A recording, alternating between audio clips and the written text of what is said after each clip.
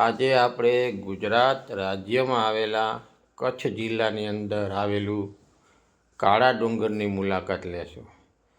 તમે જે જોઈ રહ્યા છો તે કાળો ડુંગર છે અને અહીંયા આવવા માટે આપણે ચડાઈવાળા રસ્તાથી આવવું પડે છે.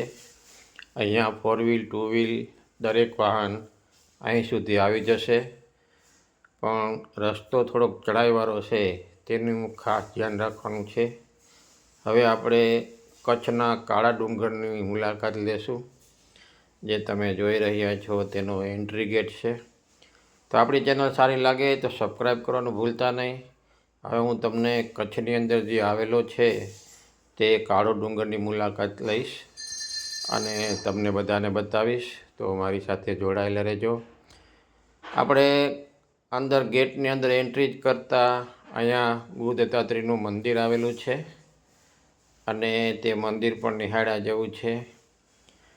એમ કહેવાય છે કે અહીંયા રહેવાની પણ સુવિધા છે અને જમવાની પણ સુવિધા છે.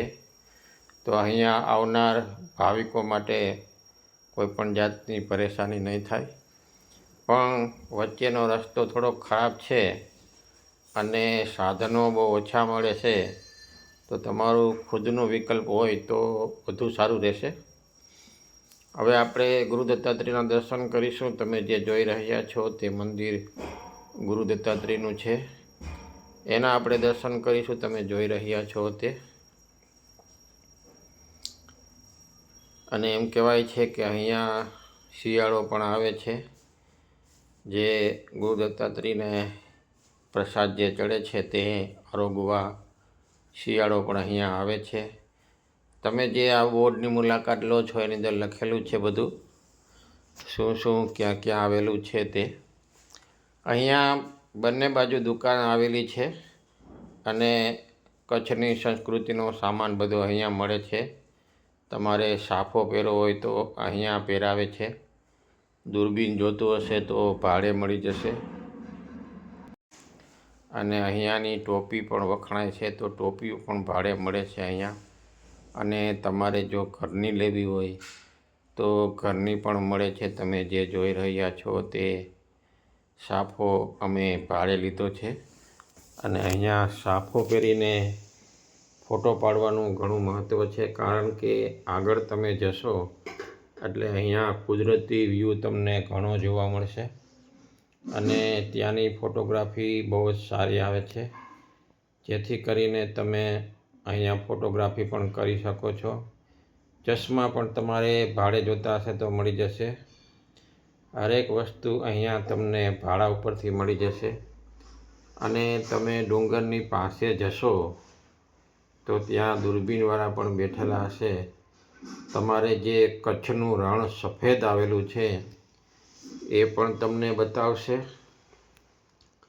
તમે બને તો શરૂઆતમાં જે લોકો તમે ગાડી ઊભી રાખશો પાર્કિંગમાં, એટલે તે લોકો તમારી પાસે આવશે.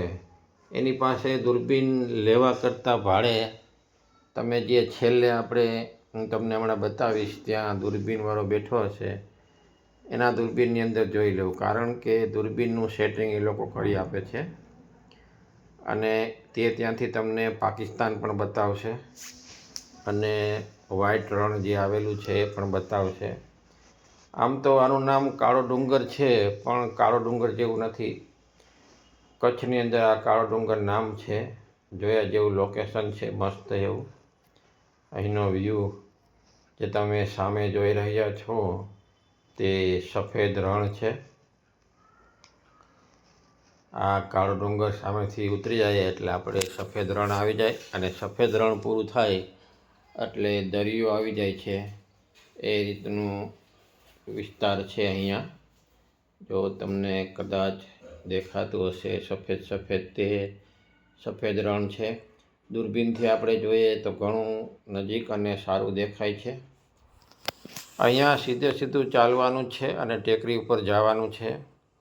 અને તમે ટેકરી ઉપર જાશો તો કચ્છના જે લોકો છે ત્યાંના સ્થાનિક